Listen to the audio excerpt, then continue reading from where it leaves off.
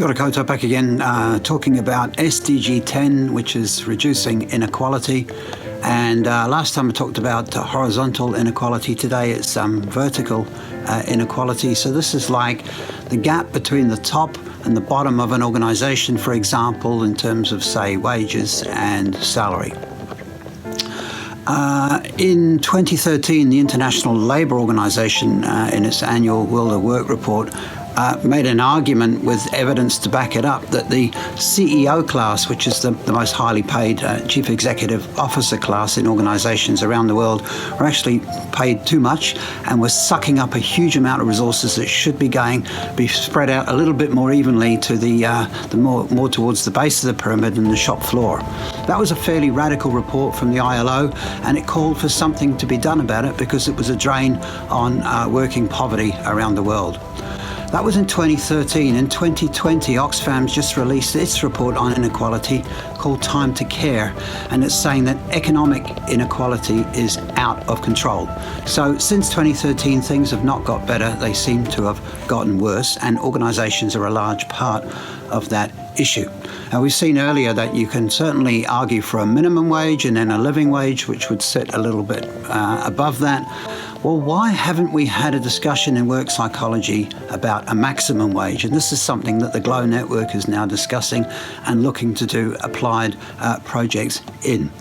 So what would a maximum wage look like? I mean, we've ignored the vast majority of people at the bottom of the pyramid, but we've also ignored the small minority of people at the very top.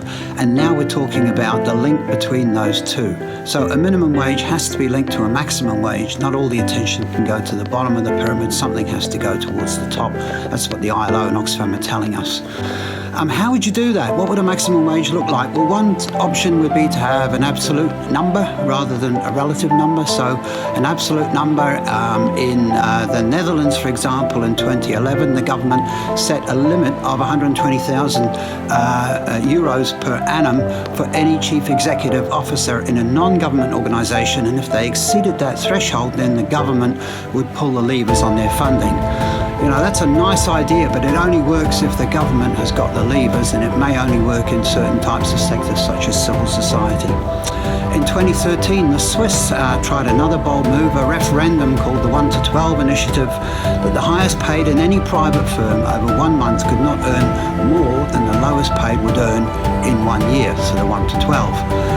That actual referendum was defeated, but there was a sizable number who voted for it.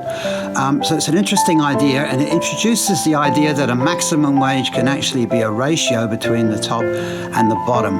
And I think that radical suggestion is where I would like to finish. And I would suggest that, you know, if we accept this idea of a maximum wage, a minimum wage, a living wage, and the ratio between the maximum and the minimum, there's an awful lot that we could do with that as a kind of variable to look at the ways. For example, do organisations that have certain threshold ratios prosper and thrive across the board more than others? And in that way, we would be contributing towards SDG 10, but also towards 8 and 1 and all of the others.